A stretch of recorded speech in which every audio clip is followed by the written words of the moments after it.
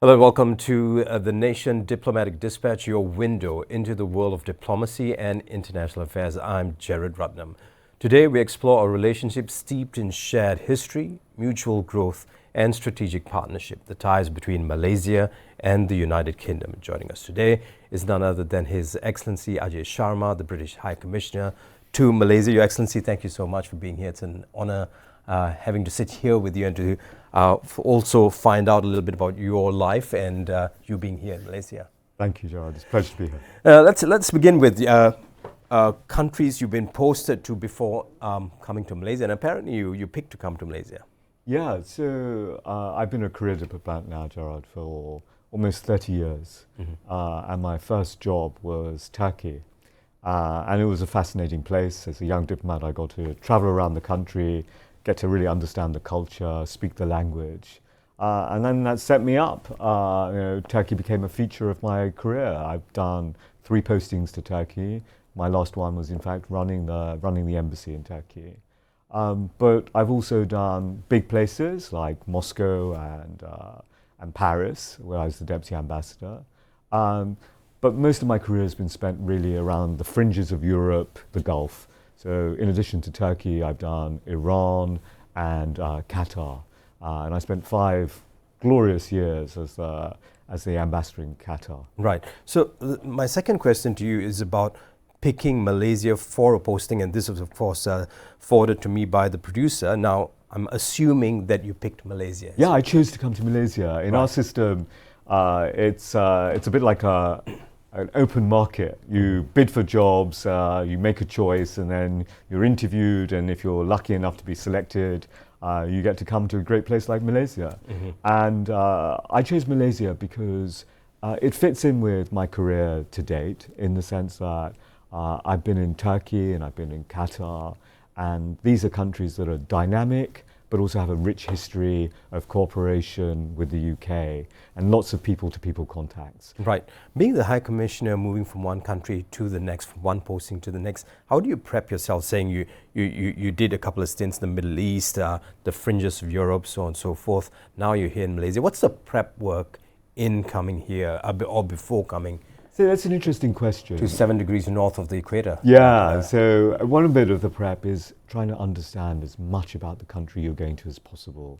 So part of that is about reading, whether it's foreign policy articles or even novels that are set in Malaysia.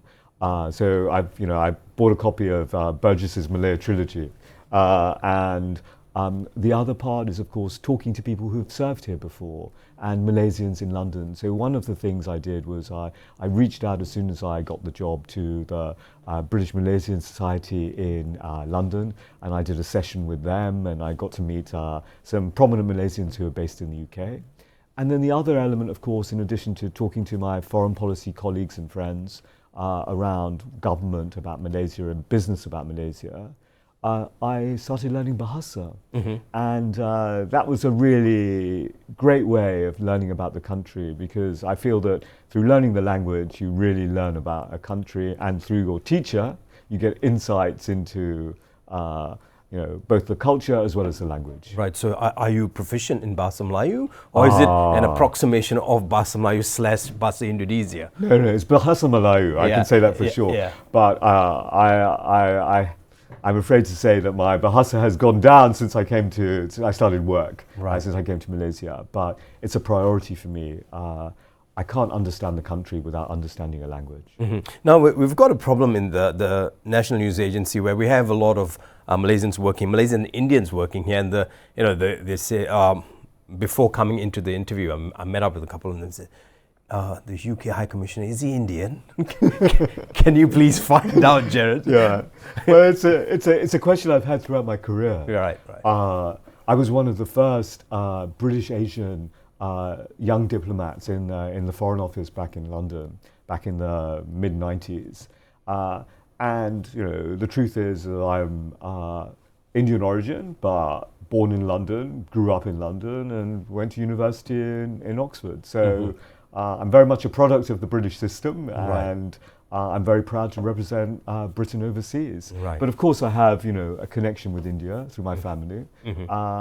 And I have a connection now with Turkey through my wife, who's Turkish.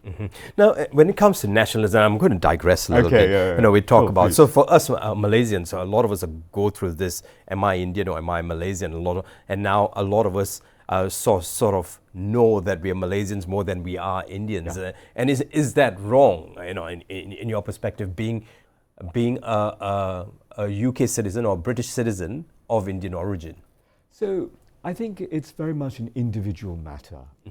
At the end of the day, we are citizens of countries, and I feel that it's important that as a citizen of a country that you participate fully in the life of that country.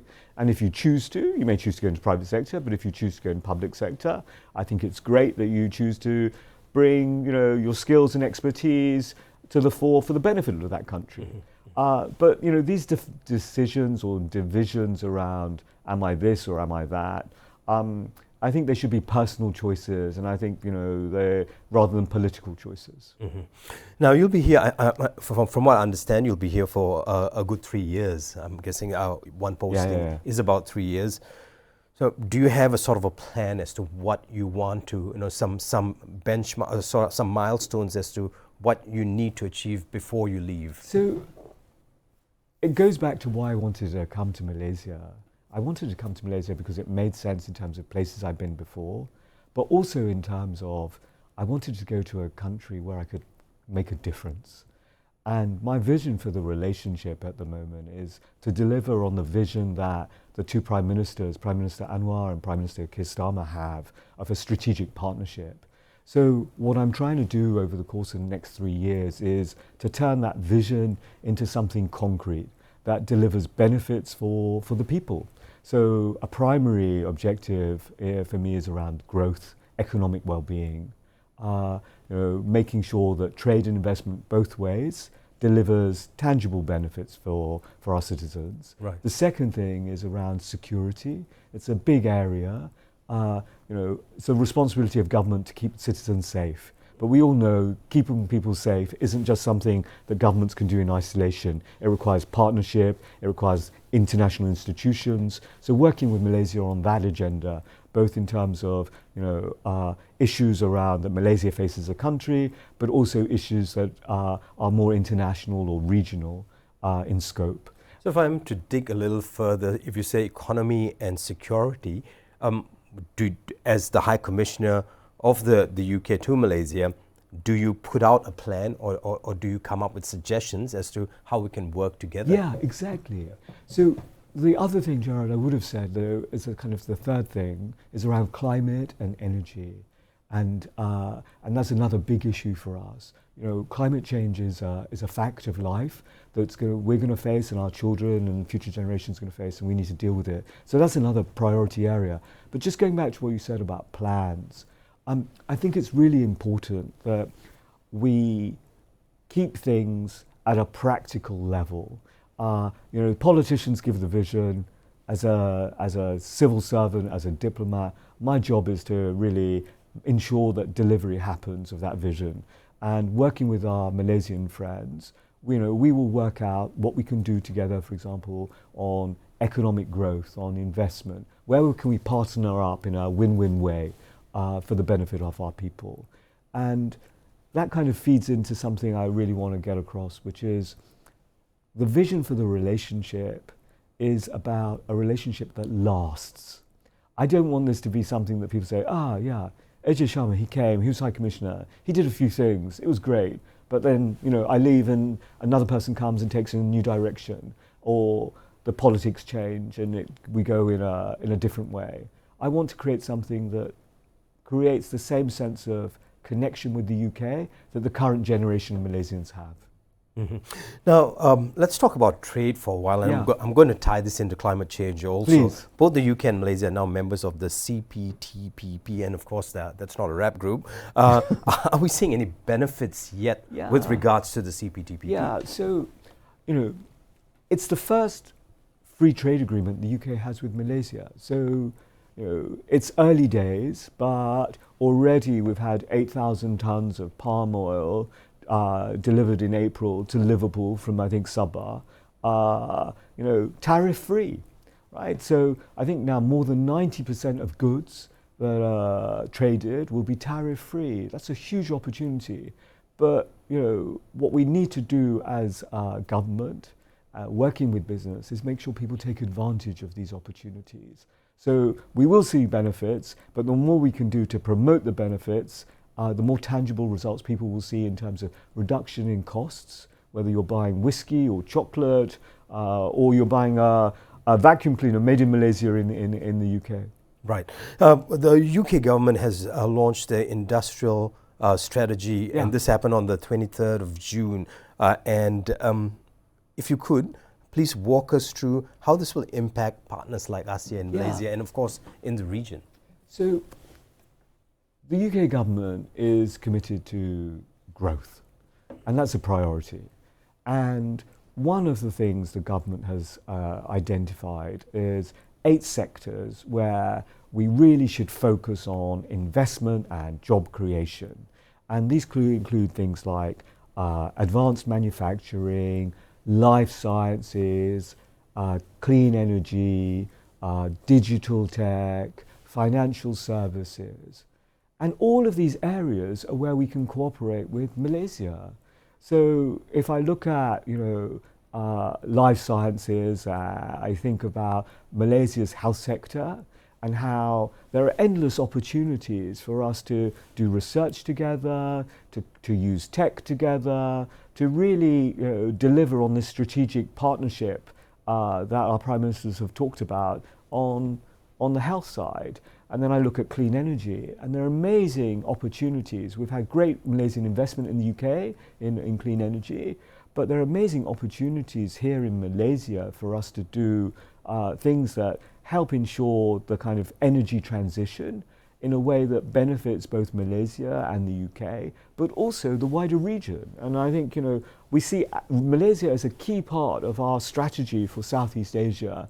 It's got chairmanship of ASEAN, which is a great opportunity for us to really work with Malaysia on that regional agenda, which is a priority for us. Right.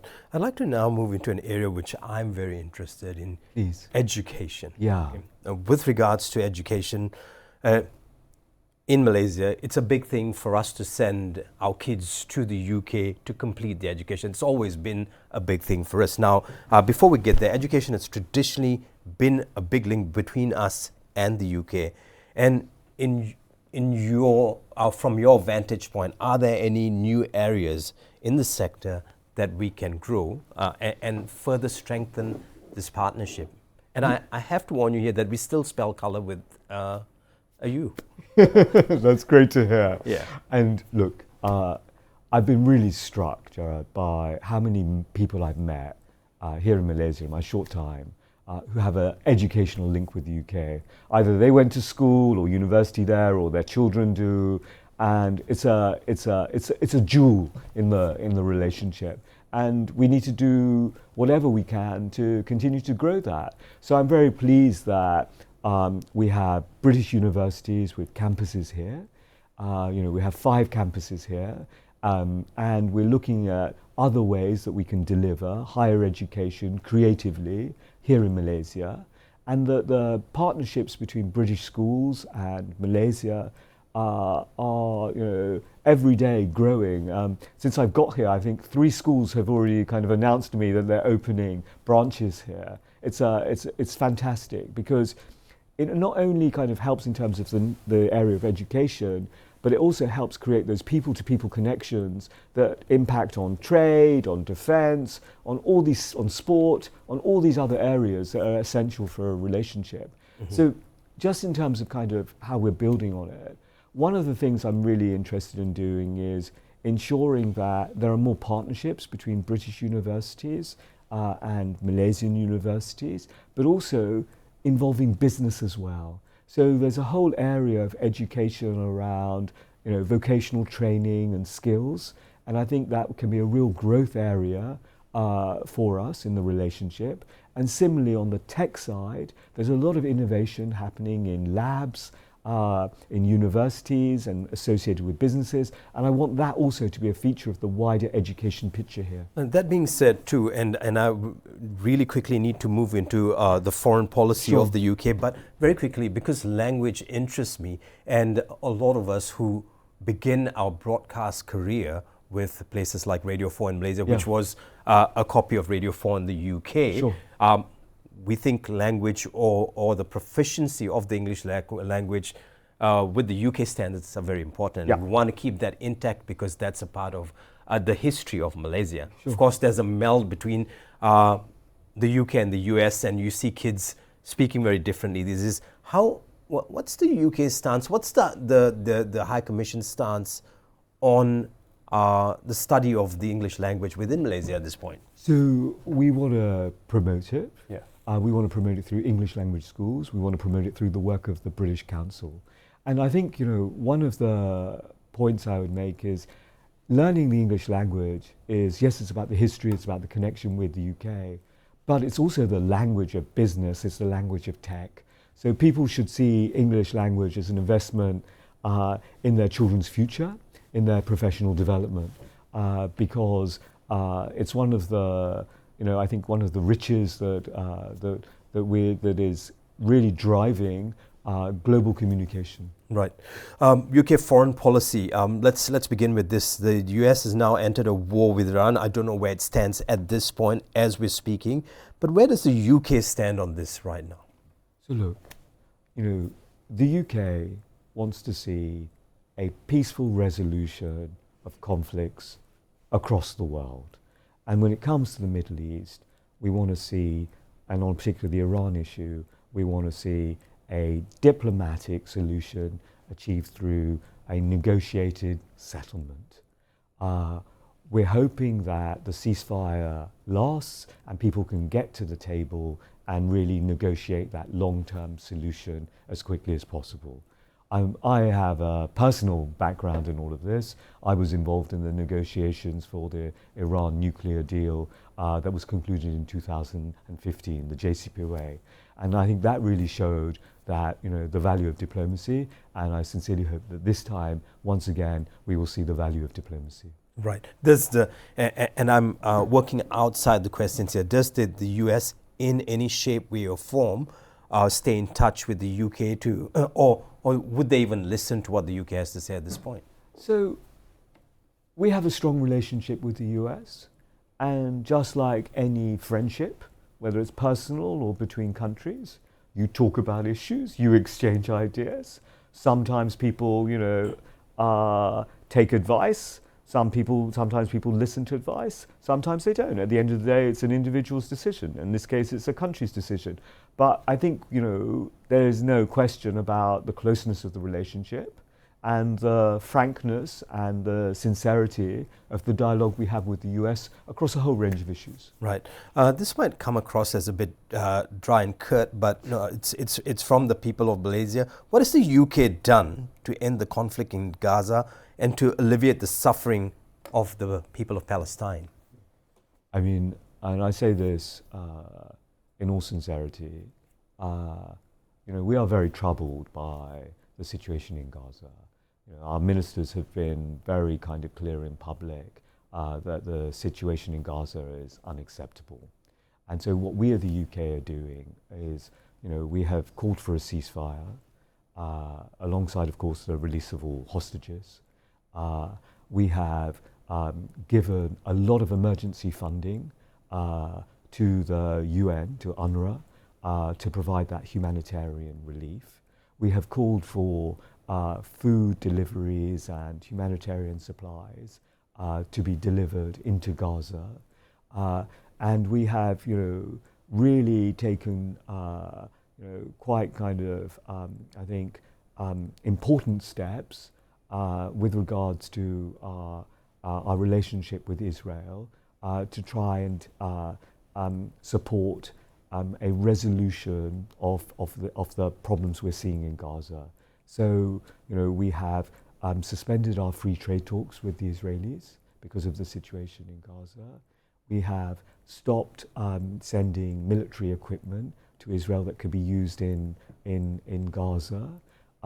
We have even sanctioned 2 Israeli ministers for the things they've said and done. And we have also, of course, more widely sanctioned Israeli settlers for inciting violence and their actions in the West Bank. Right. So, you know, we are taking a stance that is both, I think, principled and practical, right. You know, to try and resolve this issue. The 7th of October, of course, were, you know, terrible events, and we condemn them in the strongest terms possible. You know, we, however, also need to ensure that the situation and the suffering of the people of Gaza is kind of addressed as quickly as possible. Right. I'm jumping from one foot to the other here, but that's what international politics or geopolitics looks like today. I mean, if you look at the doomsday clock, it's like 30 seconds to midnight and no one cares. Now, the UK adopted a shift in its policy on China in recent years. Can you just explain that or expand on that for us? I think, you know, and this is a really interesting point. You know, China is a major power, and we all have to work with China on a whole range of global issues, whether that's trade, whether that's climate, whether it's global security. As a permanent member of the Security Council, you know, we engage with China. So engagement with China is necessary across a whole range of objectives. And we in the UK, we are very kind of clear that we should cooperate with China where it's in our national interest to do so. We should compete with China where we need to. And then we should push back against China where we feel it's in our national interest to do so. So just like with every relationship, we are taking a case-by-case approach. But at the end of the day, I would say this: we want to have a good relationship with China, and we recognise the importance of China for delivery of our national interests. Right.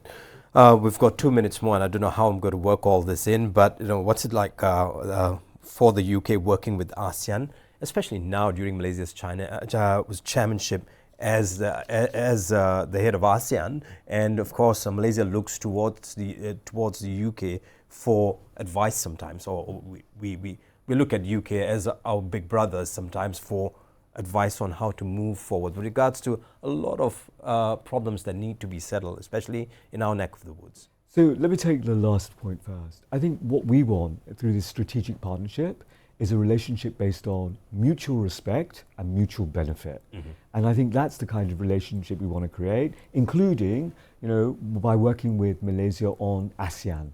And, you know, we see Malaysia as a key player in ASEAN. Its chairmanship offers a unique opportunity for us to work with Malaysia on ASEAN issues, and we're doing that.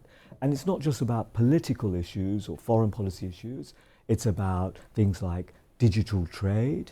It's about issues like vaccines. It's about issues like anti-microbacterial resistance, so in the health sector. There's a whole range of issues where we want to work with ASEAN and where we want to work with Malaysia.